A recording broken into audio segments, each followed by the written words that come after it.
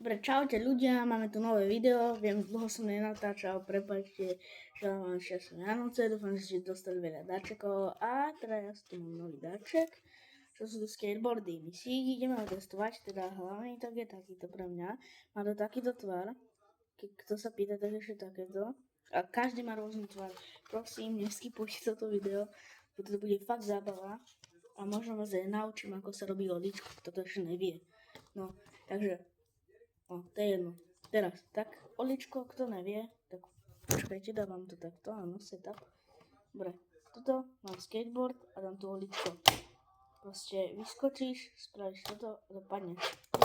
No, toto sa nám podarilo. Tak, počkaj, ešte raz.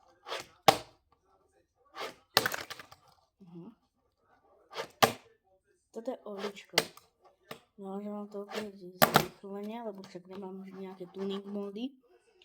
A toto je oličko a vlastne vás ukážem, ako sa naučiť. Ja tu mám ešte takúto vec, to si nevšimáte. Napríklad zoberte si peračník a dajte takto skateboard. Toto ešte nevie, hej? Kto to vedia? Veľký shoutout, ja som sa to učil 3 mesiace až 4. Tak ja som spravil toto a padal som takto. Toto je vlastne na to, aby si udržal balans v tom vzduchu, keď už budeš dávať proste keď už to vyhodíš toto, aby si vedel udržať balans v tom, aby si vedel ako dopadnúť. Takže trénujte toto a rýchlejšie. Potom tu máme ďalšie ešte, čo tu môžete trénovať. Je to taká vec, že vy si zoberiete skateboard takto na ruky a takto spravíte kruh. Ale prv by som sa učil tú verziu, ktorú som vám teraz ukazoval, že vy proste si zoberiete peračník, máte ho takto, áno, takto ho máte, spravíte toto. Tá verzia sa učí podľa mňa ako prvá. No, teraz ideme takto. Teraz už keď ste sa naučili trocha ten balans, môžete skúsiť aj toto. Takto si to prehodiť. Kto ešte nevie, že spraví len toto, to sa narobí. Kto to ešte nevie, tak bude trénovať aj pohyby. Ale hlavná vec, nemôžete to vytačať iba týmto, takto. Musíte to celou rukou takto hýbať, ako keby, že robíte klubom, tak musíte to hýbať. A potom, keď už viete aj ten move, ako keby, to kolečko, tak sa môžete už naučiť aj toto, každý to vie už akože.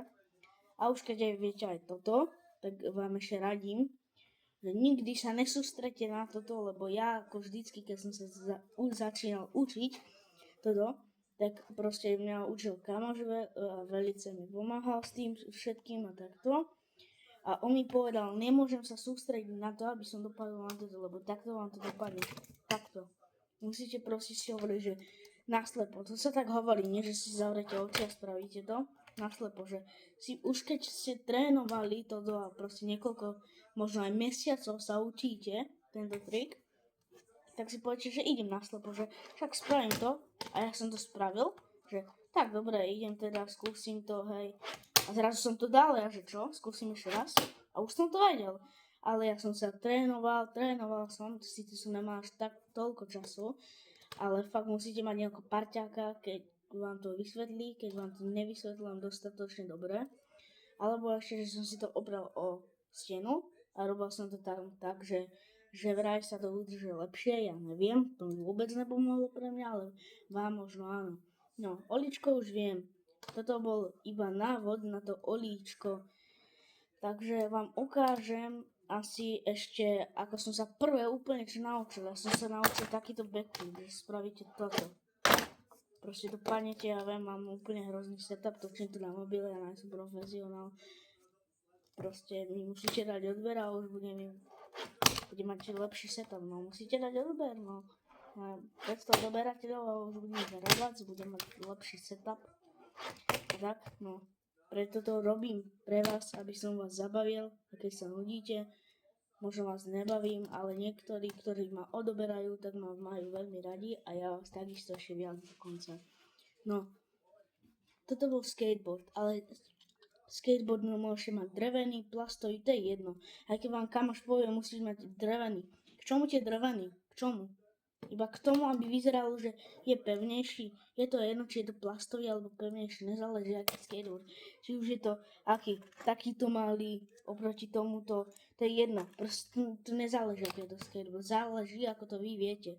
Takže poviem vám kamo, že musíš mať drevený, takýto dobrý, povedzte mu chod do Ricia a potom padaj, lebo to nezáleží na tom. Takže musíte sa trénovať a veľa zarábať. Čo? Ja, dobre. Nezarábať, chcel som zarábať. Chcel som povedať, narábať sa s tým skateboardom a štvať sa s tým. No, dobre, troška mi to vyskočilo. Zarábať kľudne môžete, ale toto sa teraz netýka. No, a vlastne teraz vyjde hneď po tomto videu, nové video. Toto bol iba taký tutoriál na ten, na to olíčko vlastne. A kto to už vie, veľký shoutout. Kto to už vie, napíšte mi dole do komentárov, že ako dlho ste sa to učili. Lebo ja som sa to učil 3 alebo 4 mesiace. Tak proste, ako som povedal, zoberte si peraček alebo hocičo takéto a spravte už toto. Rýchlejšie a rýchlejšie, keď vám to pôjde. Je to v pohode, dosť ľahké, podľa mňa to musí byť niečo ťažké. Keď už to viete, tak sa naučte aj pohyb, keď neviete. Potom už keď viete pohyb, toto, potom to skúste trénovať, lebo to nemôžete hneď, že naslepo. To vám pôjde možno vtedy, ja som to mal už ešte 2 dní predtým, ako dajme tomu, že som chcela, aby som sa naučil, hej, lebo som typoval, že nejaké 2 mesiace, alebo niečo také, keď mi hovorili druhý, ako sa to učí. Ja som sa to naučil za 3 alebo 4 týždne, niečo z toho približne, to viem. Ale čo som vám chcel povedať? Choďte do Ritual, to je jedno, no. Dobre. Zase tak vieš, čo hovorí, no. Nemá teraz vôj. Není youtuber vôj. No, to je jedno. Takže, len som vám poradil tutoriál, máte ho tu, ešte som vrával ako toto na stenu, či neviem, či vám pomôže. A máte sa, dúfam, že vám toto video aspoň troška pomohlo. Ak nie, tak ja za to nemôžem. A ak chcete ďalšie také tutoriály na hociaké iné, tak mi napíšte dole do komentárov. Ja viem, že budete tam písať asi 100, keď to aj niekto vidí, že? Niekto nasleduje. No a máte sa pri novom videu, lebo hneď potom to tak idem natočiť ďalšie. Takže budete mať asi 3 alebo 4 videá, možno nové hneď po sebe. Takže čaute.